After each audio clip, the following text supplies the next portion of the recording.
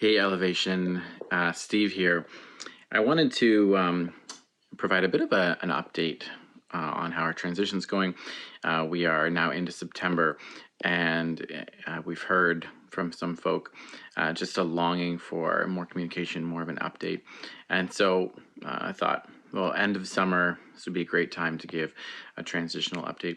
One of the frameworks that I look to and check on occasionally is a transitional process by the folks at Outreach Canada Ministries, where they would describe and show this sort of process of current reality and a new reality. And often the impulse of a church is to want to just bridge the gap, just create a bridge. And the folks at Outreach Canada Ministries have suggested actually the best way to go about transition is to go down into the depths to bring about closure and move toward root issues that allows us to move toward a new hope and clarifying our vision and learning new ways of being and putting in a new framework for moving forward together. This actually helps us to not repeat the same kinds of problems that probably led to how we got ourselves into this situation in the first place. So when we found ourselves back in April at the beginning of this process, it was there was a culture of mistrust and some resistance and some fear around moving forward, and you know, part of what was going on was the beginnings of some organizational renewal and some relational renewal. And over that time, we've been able to move toward a bit of closure, I think, and we've teased out some ideas of being in the wilderness together, and of turning over to this idea of liminal space. And it's precisely in the wilderness, in liminal space, where we're leaving Egypt behind. We're moving towards something beautiful and new together. And I think we're at a place now where we've done some digging into root issues at a leadership community level. And some of you won't know what that looks like, and that's okay for now. And we wanted to do some of this internal work before we could turn outward and communicate what it is we have been learning.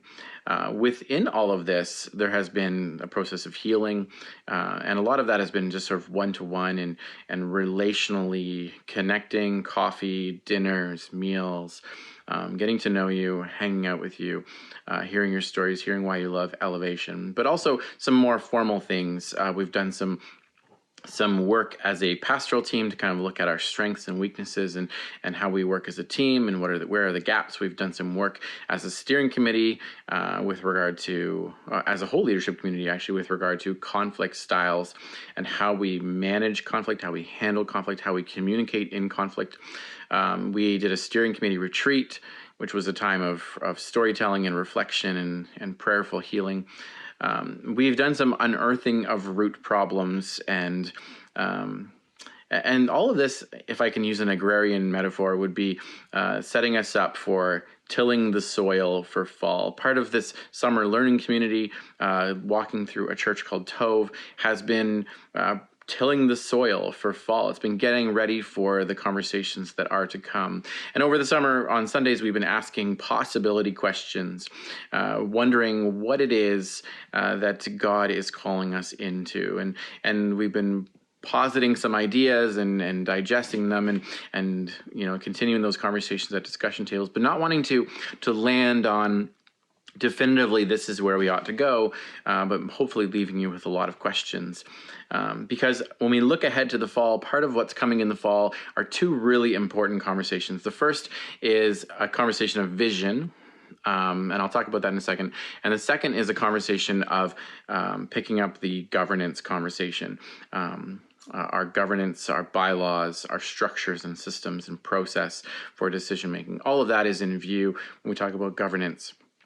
But first will come the conversation of vision. And one of the things that's really important to know, and it's something that I've observed, is that vision has become the stuff of experts and expert pastors who think they can cast a vision for the church and kind of hold that on their own. And often what happens is when pastors leave, then vision goes with them.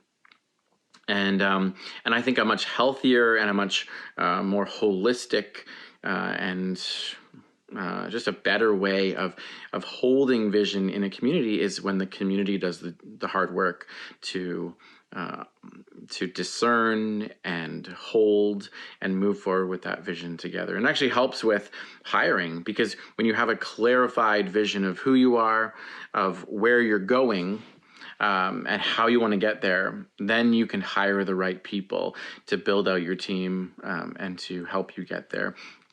And so the conversation of vision is one that I'm really excited to get into in the fall, soon, actually. And I'd love to start kind of developing that team. And that team would look like people who have been around Elevation for a long time, and people who are new, people who are in leadership positions, and people who are not, people who feel like they have a lot to offer, and people who feel like, I don't really know if I have a lot to offer. I have more questions than answers. Everyone within that is definitely welcome and needed when it comes to discerning the will of God together. Specifically, some of the competencies or some of the particulars I'd love to see on this team would be someone who is a researcher, because part of this is going to be doing some research, some investigative work of other churches and how churches are responding to a post-COVID reality. We need voices from the margins. Voices. It's leadership often happens in the center, and we need people who are willing to speak truth from the margins in. We need people who have a spiritual impulse, who take things to God in prayer, who ask questions of God, who are willing to listen, who have active prayer lives.